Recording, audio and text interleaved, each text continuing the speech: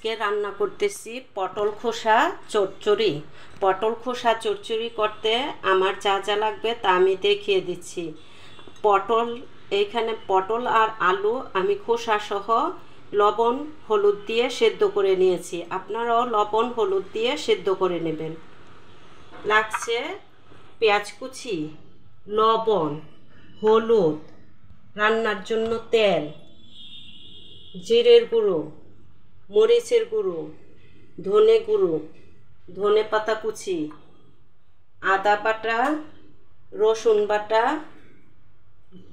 কাঁচামরিচ ফালি, মাছ। আমি এখানে মাছটা সেদ্ধ করে লবণ হলুদ দিয়ে সেদ্ধ করে কাটা ছাড়িয়ে নিয়েছি। আপনারাও এরকম করে কাটা ছাড়িয়ে নেবেন। চলুন রান্নায় চলে যাই। আমি চুলাতে কড়াই বসিয়ে দিয়েছি, তাতে দিয়ে দিচ্ছি তেল। 4 চামচ তেল দিয়ে দিলাম।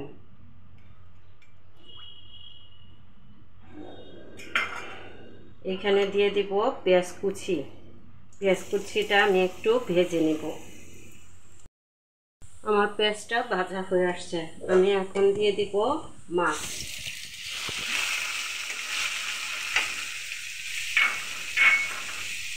মাছটা একটু ভাজবো, বেশিক্ষণ ভাজবো না।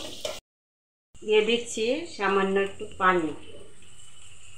এখানে বেশি পানি দেওয়া যাবে না, সামান্য একটু পানি দিয়ে দিচ্ছি। দিয়ে দিলাম 1 চামচ হলুদের গুঁড়ো,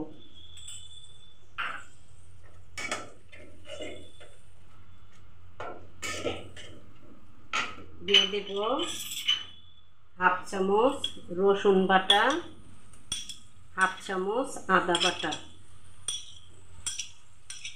আমি এখানে পটল খোসা সহ নিয়েছি অল্প করে। আপনারা যদি বেশি করে নিতে চান তাহলে মশলা সেই অনুযায়ী বাড়িয়ে দিবেন। দিয়ে দেব 1 চামচ মরিচের গুঁড়ো, দিয়ে দেব 1/2 চামচ ধনে গুঁড়ো, দিয়ে দেব 1 চামচ জিরের গুঁড়ো, দিয়ে দেব কাঁচামরিচ ফালি, দিয়ে দেব লবণ পরিমাণ মতো। আমি পটলটা সিদ্ধ করার সময় লবণ দিয়ে নিয়েছি, সেজন্য এখানে লবণটা বুঝে শুনে দিচ্ছি।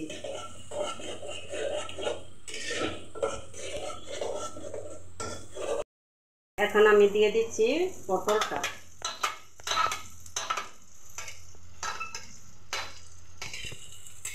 দিয়ে এটাকে অনবরত নেড়ে নেড়ে রান্না করতে থাকবো। আমি এই পর্যায়ে দিয়ে দিব ধনে পাতা কুচি। এখন দিব একটু, পরে আবার আরেকটু দিয়ে নামিয়ে ফেলব। এখন আরেকটু রান্না করতে থাকবো যে পর্যন্ত এটা ভাজা ভাজা না হয়।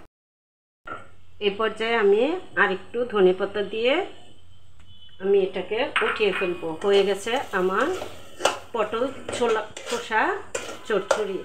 আমি আপনাদেরকে পরিবেশন করে দেখিয়ে দিব। চুলাটা বন্ধ করে দিলাম। দেখুন আমি পরিবেশন করে দেখিয়ে দিলাম পটল খোসার চচ্চড়ি। আপনারা যখন বাসায় পটল রান্না করবেন তখন পটলের খোসাগুলো ফেলে দিবেন না। না ফেলে আমার মতো এরকম রেসিপি তৈরি করে ফেলুন। এই রেসিপিটা খুবই মজাদার হয়। ধন্যবাদ।